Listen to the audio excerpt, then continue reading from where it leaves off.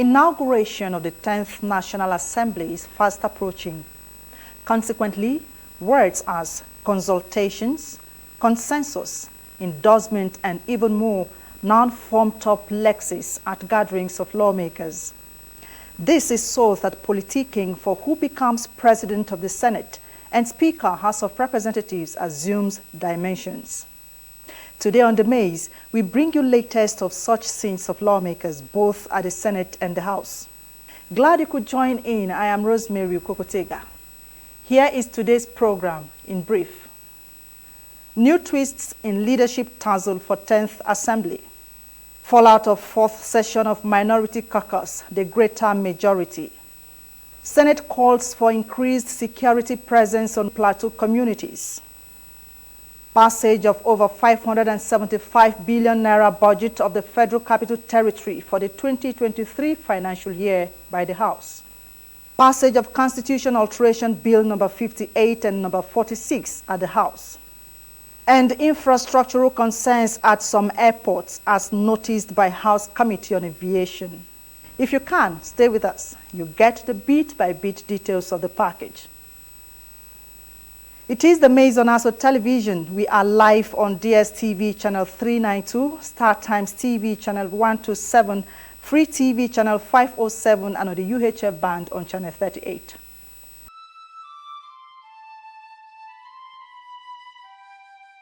We are a nation blessed with people of diverse cultures, religions, languages, and opinions. It is ironic that we are now being ripped apart by our greatest strength, our diversity. We have allowed intolerance, insensitivity, bigotry, and nepotism to blind our vision of the greatness we can achieve working together as one. We may not have the same culture, nor religion, nor language, but we all belong to the same nation by the divine will of God. We did not choose to be Nigerians. Nigeria chose us. This nation is our divine heritage, and if we open our eyes, we would realize that what divides us pales in comparison to what unites us. And by the comparison and conciliation of our differences, we will grow until our differences disappear. Our unity cannot be willed by mere declarations, nor do we get unity by ignoring the questions that beg for answers. We must celebrate our diversity and debate our differences without fracturing our unity. Our strength is not in our numbers, but in our unity, because even the weak become strong when united. Nigeria unite. This message is brought to you by Abuja Broadcasting Corporation, owners and operators of ASO Radio 93.5 FM Abuja, ASO Television DSTV Channel 392, Star Times Terrestrial Channel 127, Free TV Channel 507, People's TV Channel 285, and UHF Channel 38. You're watching The Maze on ASO Television. We go ahead. The Minority Caucus, otherwise known as Greater Majority, within the week restated it has yet to endorse any aspirant for the office of Speaker of the incoming 10th House of Representatives. Convener of the group, a lawmaker from Bayelsa under the platform of PDP, Mr. Fred Agbedi, addressed the meeting that held on Monday evening in Abuja here. Let's have Mr. Agbedi speak to the mic as he provides progress report on activities of the caucus as well as lined up events ahead of the inauguration, one of which is a retreat where heads of all parties making up the Minority Caucus are to attend. Politics, one day, 1 hour is a long time for a lot of things to happen. And they will keep happening until the 13th of June, when we are going to decide who leads us. I want to also say that a number of our colleagues, because they are out of town, sent their apologies. Quite a number called this morning. some because of flight delays, flight changes, and all that. They send their apologies that they are unable to join us, but that they believe in what the greater majority is doing, and they are part of it. I want to also, in welcoming you, say that there are misconceptions, there are misgivings, and of course, for some of us, that you have given some honor to be part of those who should pilot the affairs of this group, who will be with you all the way to the end to ensure that we achieve what we desire for the greater minority, the greater majority caucus. We achieve what we desire for our constituents, and we achieve what we desire for Nigerians. You had quite some briefings in the third session, which held in Fraser Street. And so we may not need to go around a number of those issues. But let me quicken to say that if we must get it right, if we must do the right thing, if we must actually represent our people, we need to be guided. And to be guided will mean that we need to interact with our leaders in our constituency. We need to interact with our colleagues from the various states.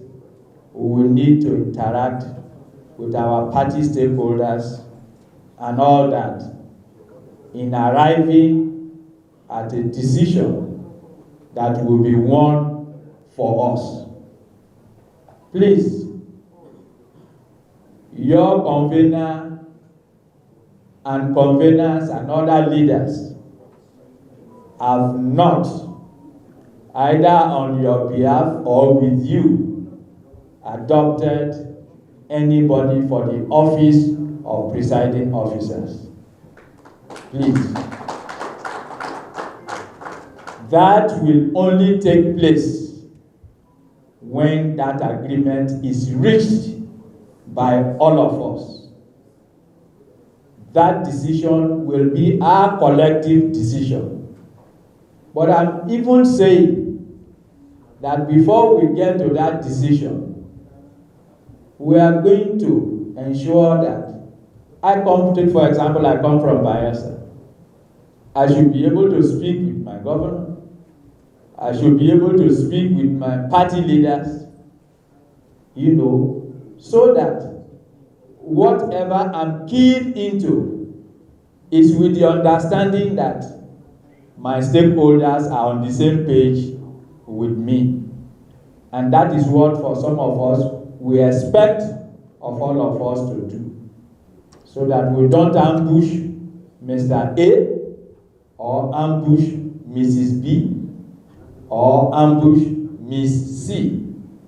And so I want to assure you and promise you, we will lead ourselves to arrive at a collective decision.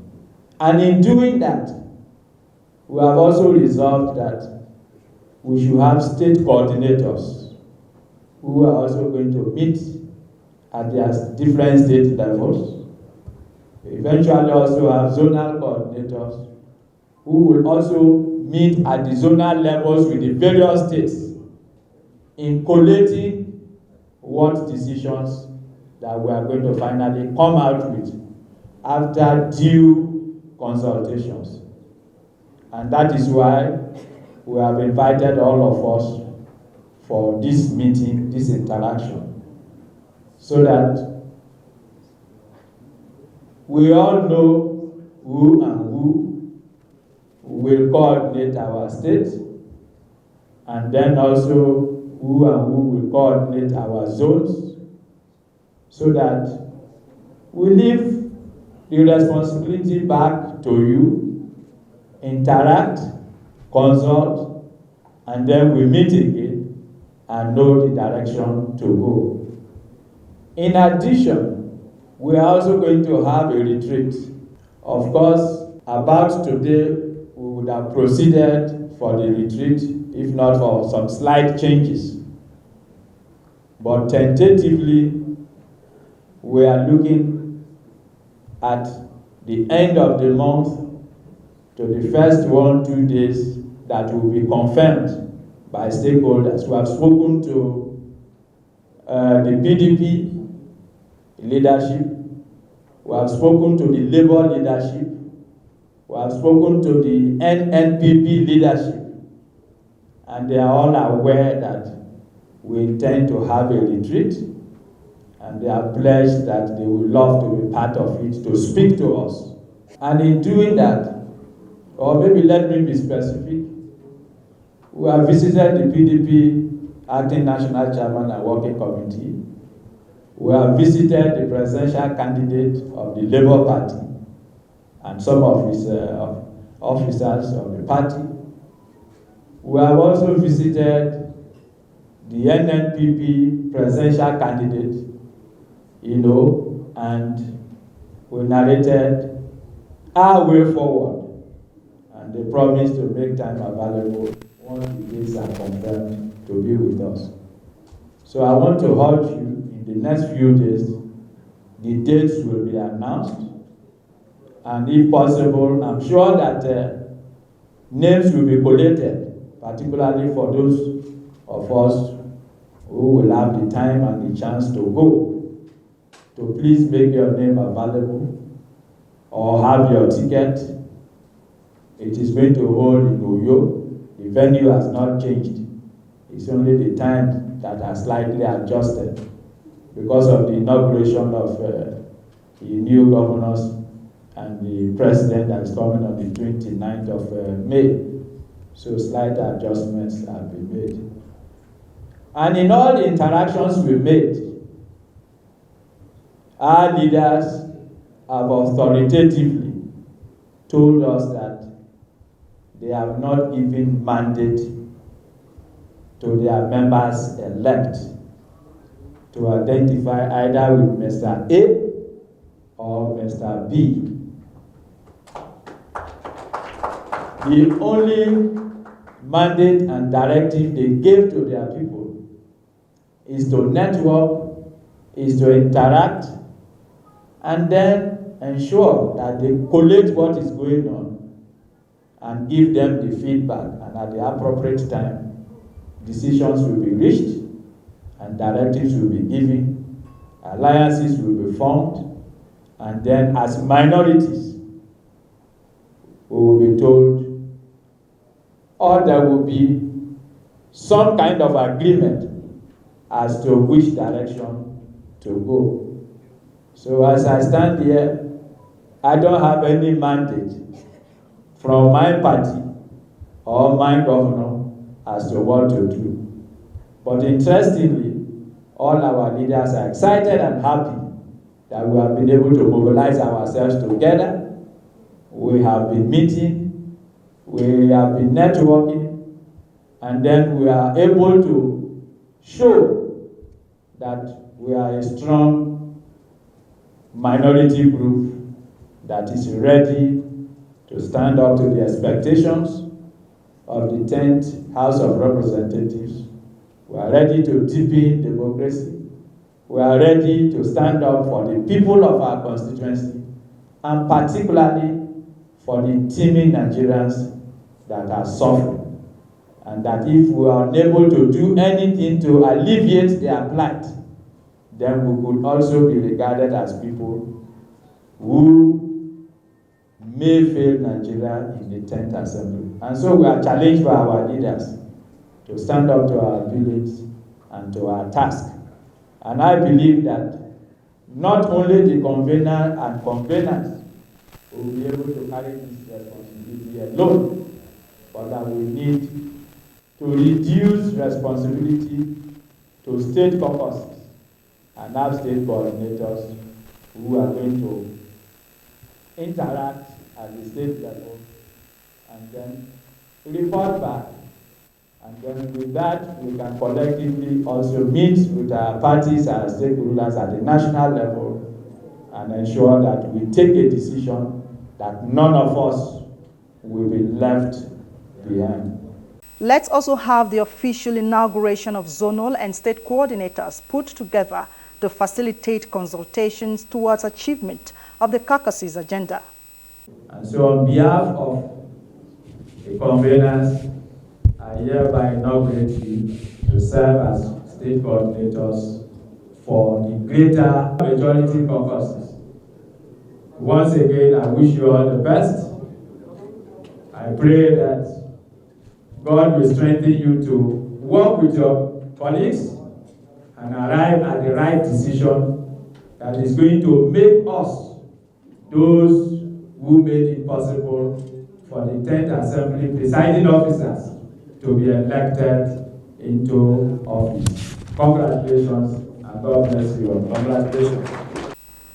The caucus had just about 48 hours after meeting with the outgoing Speaker, Mr. Femi Gbajabiamila, sometime last week, clarified the group had yet to endorse any aspirant, and just Monday this week, the group at its fourth sitting since the February 25 general election re-echoed its stance. Well, in the words of the convener, consultations are ongoing.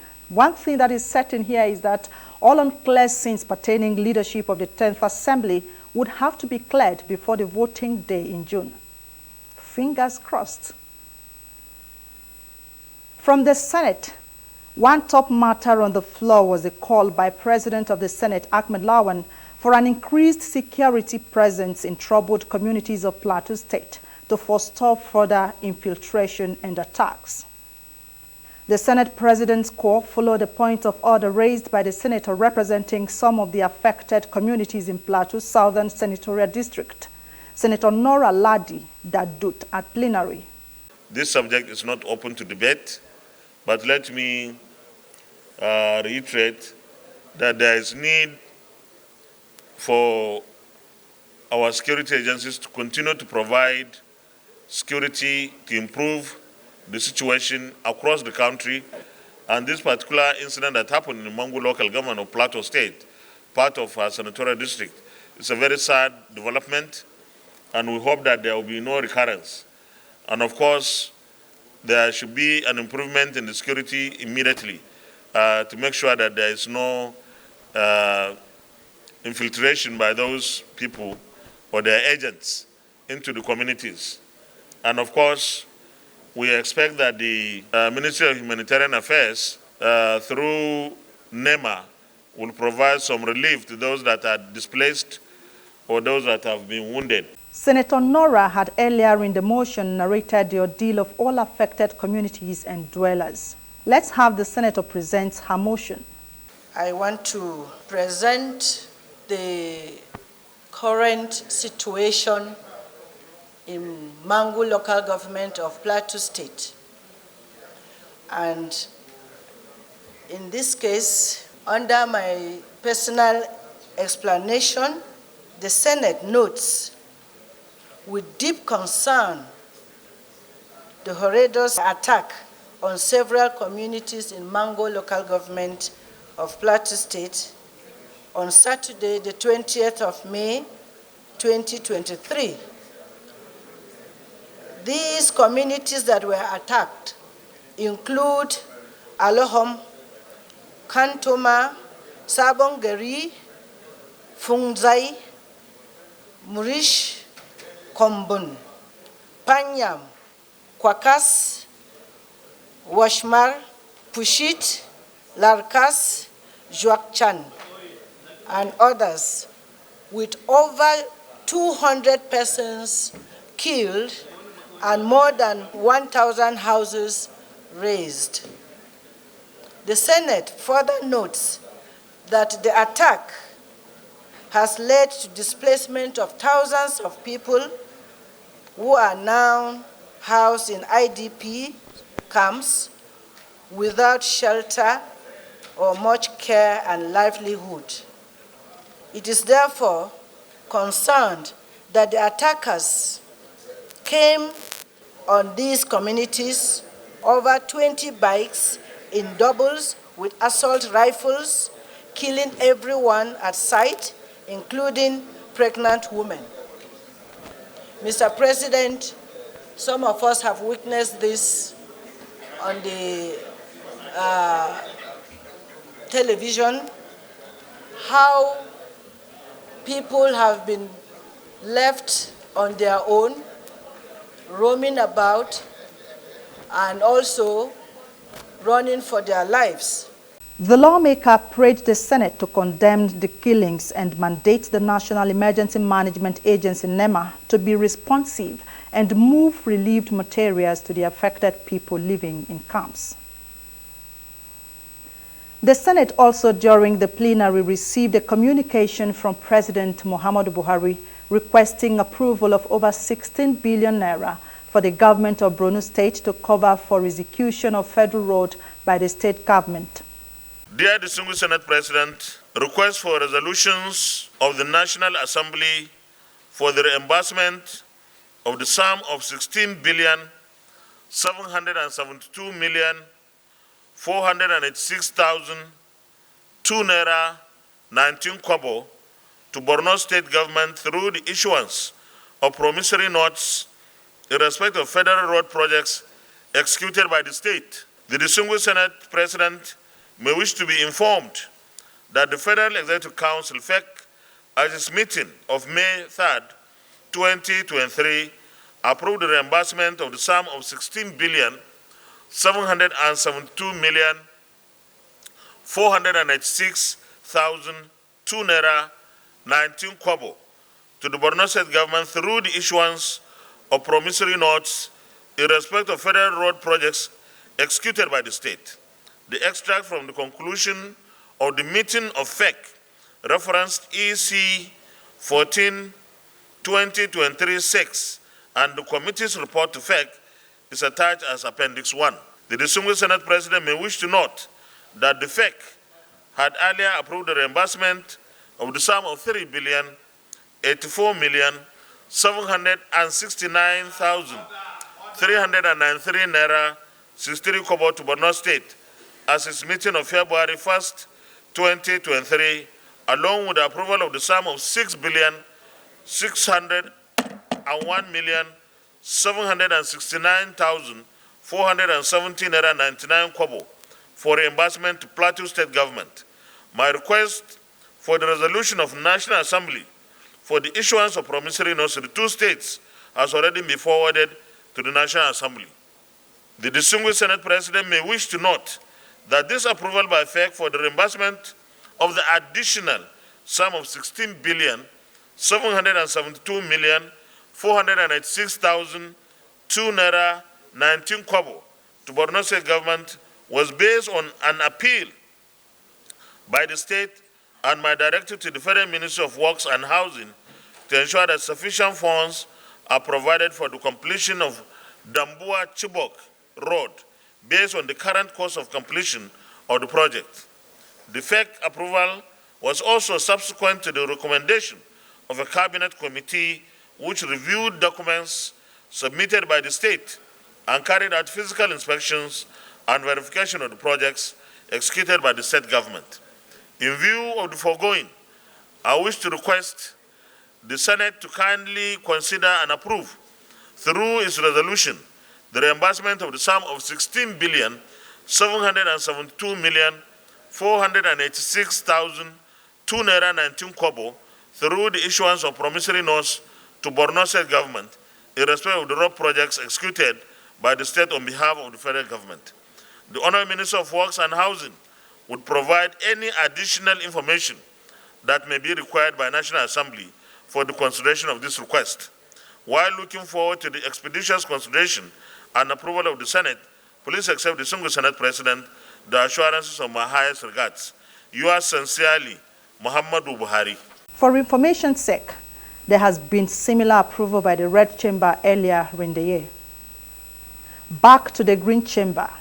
The House of Representatives at plenary passed 579.69 billion naira budget of the Federal Capital Territory for the 2023 financial year.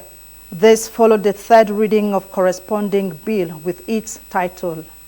Bill for an act to authorize issuance of the Federal Capital Territory Administration Statutory Revenue Fund for Federal Capital Territory Administration accounts. Total sum of 579,693,907,502 naira only. To the breakdown.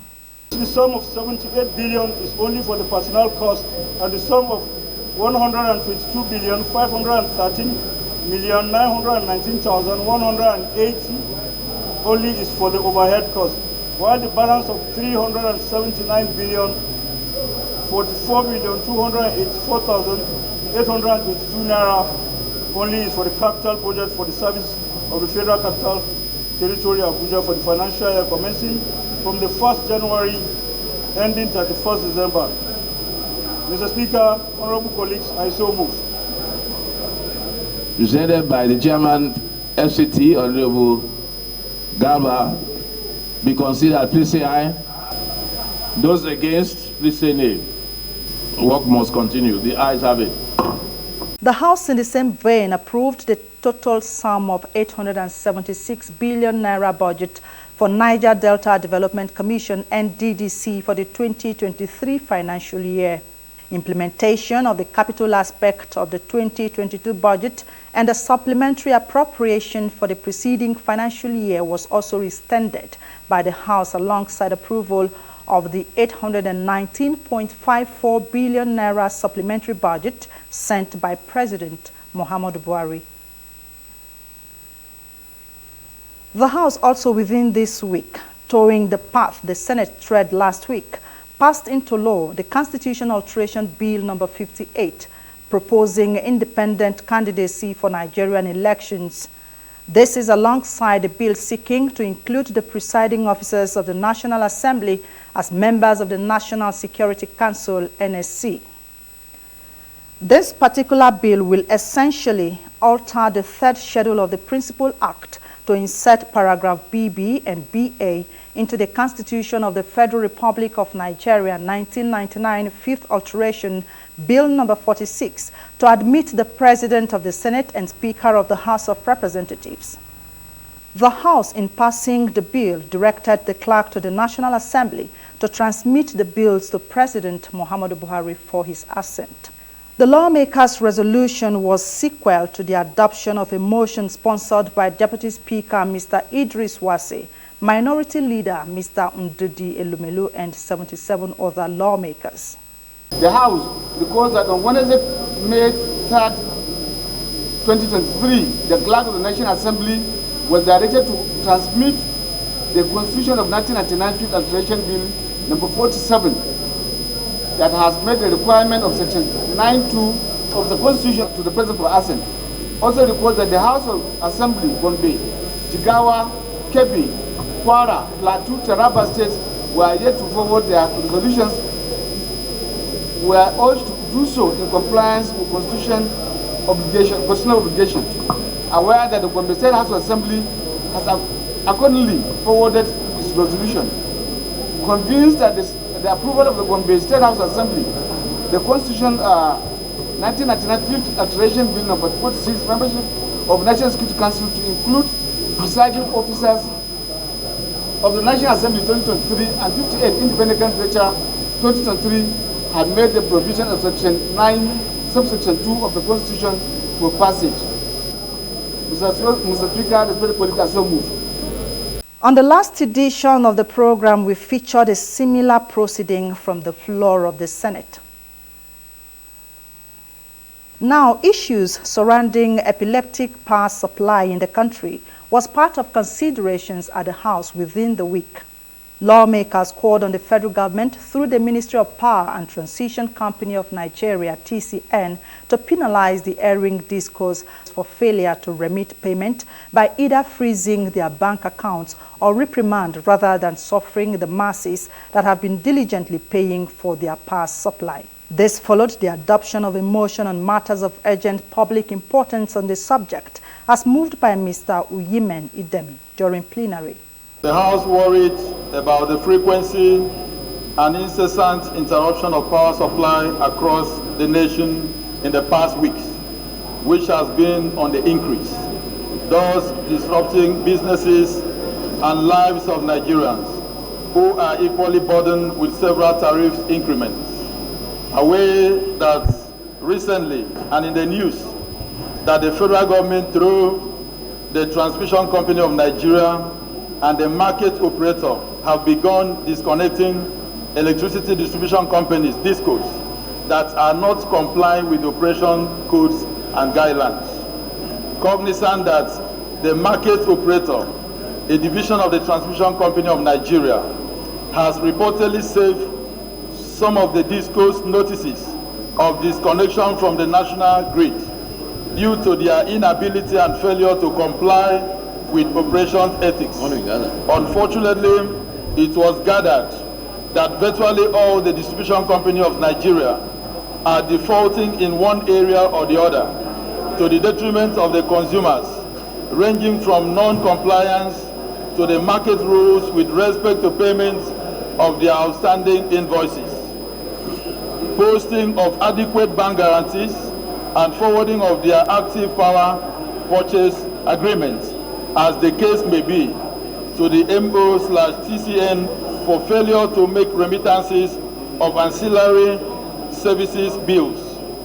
Also aware that millions of electricity consumers in Nigerian homes and communities may be plunged into darkness in the coming weeks as the federal government, through the Transmission Company of Nigeria, TCN, and the market operator, MO, have begun massive disconnection of debtor electricity distribution companies, DISCO, from the national grid.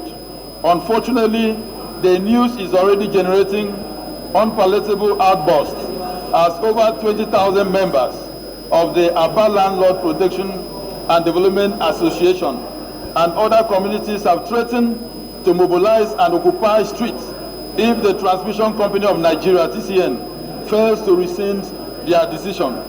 Note that an extension of the grace period of 60 days given to the defaulters DISCOs, wherewith they are expected to comply with the provisions of the market rules, respect to payment of their outstanding invoices, posting of adequate bank guarantees, and forwarding their active power purchase agreement to the MO/TCN is almost over. Also note that in the general interest of millions of Nigerians, this House is hereby invited to urge the erring DISCOs to seize the dialogue opportunity to fix the crisis and to ensure that they comply with the market procedures, provide security deposits when so required, to serve as a guarantee of payment for all amount due from their participation to the TCN, as well as settle in a timely manner any payment due. The House resolved to urge the federal government, through the Ministry of Power and Transmission Company of Nigeria, to find a lasting solution to the issue of power distribution and supply across the country. Mr. Speaker, distinguished colleagues, I so move. Motion adopted and House Committee on Power mandated to oversee the implementation of all resolutions and to report back to the House within 1 week. Before rounding off the program for today, let's take a peep into a matter that was recently before the House of Representatives Committee on Aviation. This has to do with circumstances surrounding some demolition exercises carried out by the Aviation Authority, particularly in Lagos, and the dilapidated state of some airports in the country. At a meeting with the Managing Director of the Federal Airports Authority of Nigeria, FAN, Captain Rabiu Yadudu, Chairman House Committee on Aviation, Mr. Nnolim Nnaji, demanded explanations. Here is the lawmaker first with a brief on the day's meeting. We as a committee, we met and were concerned about certain things in the industry with regards to Federal Airport Authority of Nigeria. And part of our concern, one, the demolition going on at Lagos. You know, we speak for the people. We represent the people. So whatever is of concern that concerns people also affects us. So that's why we decided to call you people and find out what's going on in Lagos. Firstly, we thought that it was Lagos state government, but later we also heard that it's Federal Airport Authority that is doing the demolition.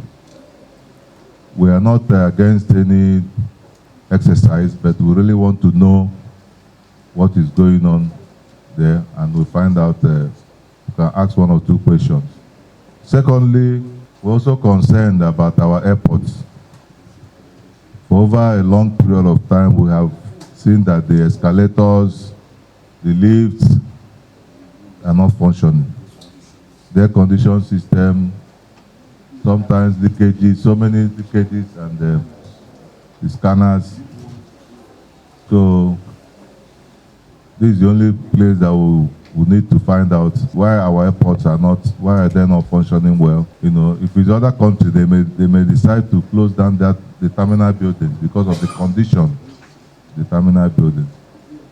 The people with disabilities are also complaining because they can't even use the lift, they can't use the escalators, they can't use it. So there is a total is a problem.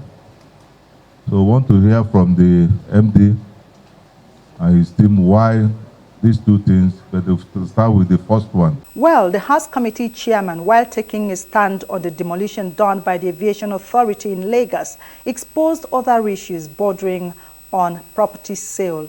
I think they've already demolished the AIB, NSIB office. They've already demolished. They are waiting to demolish the other ones. But we're also against it because the amount of money they are going to spend, is even in compensating the owners of the properties. I wonder how far we are still battling with the loan on this on the airports, and we are still talking about demolition. So frankly speaking, we are against this demolition. Both the demolition of farm properties being handled by minister. I don't know why minister wants to demolish everything in aviation. The minister should stop the further demolition. That is our position. Minister should stop further demolition. The government is a continuum. Government is a continuum. If you are not there, another person will come and continue from where you stop. We have a lot of issues with farm. As a matter of fact, we have issues on sale of farm properties at KGRA. We are coming up with that because we don't know how they will sell farm properties. Where are the properties? Who's to who? These are major issues that need to be answered. We will not accept it. This is Nigeria. Somebody cannot wake up and sell farm properties, and we are watching the person. It's totally unacceptable. The minister will come and tell us about the farm properties. It's very simple. We will not accept it. Thank you. As a way of providing explanation, the FAN MD, Captain Yadudu, said all problems are being addressed. Here. I believe you are referring to most of the matter. This matter revolves around Abuja Airport. And it's something that we have seen. We spent our first few months trying to fix it. But the experts came and said these machines, the lifts and escalators, came with the airport. They've been here for almost 30-something to 40 years. So they should have been replaced over time since we are dealing with legacy problems. I'm coming, sir. Not the new terminal. We're thinking of the old terminal. It's not the new terminal. It's working. The new terminal is working, sir. The old terminal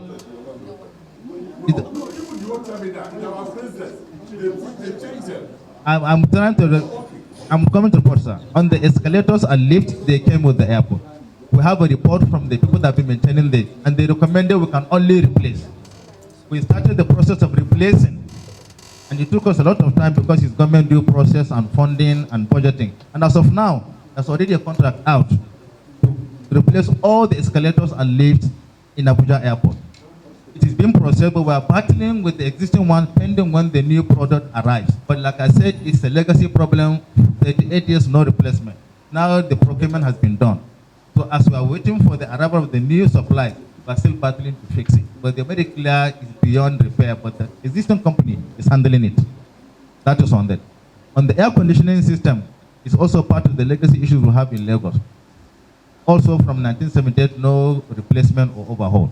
So there's a procurement, is the only item remaining now. The procurement process is almost concluded at the ministry, and we're going to place it. It's part of about 4 items: the passenger boarding bridges, the baggage handling system, the fire trucks, all the others that were not replaced over all these years. And I've done almost 90%. The only one outstanding that is at procurement level at the ministry is the air conditioning system. We are battling with the maintenance still, but we believe somehow within the next few months we can get a new system. But the baggage handling system is already being shipped. The passenger boarding bridges are about to be shipped any moment. We spent the last 3 to 2 years doing the procurement, but now it's only delivery we're waiting for. For structures, anywhere in the airport, anytime there is a force majeure or there's a need for the people, we still get them to go. It's a natural way airports operate or government properties operate. Even though that these people got the land illegally, they are there as illegal tenants, we say we recognize you are staying now. That is the end of, that's the actual meaning. Maybe we can change the name for the regularization. The substance is we understand you are here now officially and we allow you to stay. But even those that have legitimate papers, they are paying everything. The day a fan needs it, we'll still come to them. But I might not be here. All I did is those that we are sure they are not direct danger, I said, let's minimize. We are also Nigerian. FAN is a government agency. Let's try and consider. We didn't do it with kid gloves just because we want to undermine. But as much as possible, if there's no need, I think the time they benefit from now until the time government needs it, I think it means something to them. I don't pray for demolition to happen again. Nobody goes out trying to demolish intensively just from the beginning because you want to cause discomfort. It's a last option. Even the ones we did now, it's a last option. Like I said, 254, we are doing 34. We are not doing it because we want to do it, but it's a necessity. The ones we keep there, we are not planning or hoping that they will be demolished one day. But we give them lease of life so that one day, if there's no need, they can stay there for the next 200 years. We are not going to be there. Well, I can understand the MD. Yes, but what you just said, you sensitized. And I also believe that because we represent the people, we represent the masses, if you want to do such, if you want to start such operations, you need to notify the National Assembly. It's very important because at the end, the whole ball, will receive the whole grunt and every complaints here. So it's very important. But I also believe that as long as issues are of safety and security, there's nothing anybody can do about it. That is the truth. As long as issues are of safety and security. And from what you have told us, this issue is based purely on safety and security. So, but I also believe that we have heard from you. We may have, like I told you, we may have some members that will go and inspect the site. We need to have people to go and, we just need to go and look at it. Maybe 5 to 6 members will go with your people and visit the site. It's very, very important. Seems the fans' MD's explanations got a level of acceptance with the lawmaker at the end. We look forward to improved situation. And it is here we say thank you for being part of this week's program. Until next week on The Mace, I am Rosemary Ukokotega. Bye.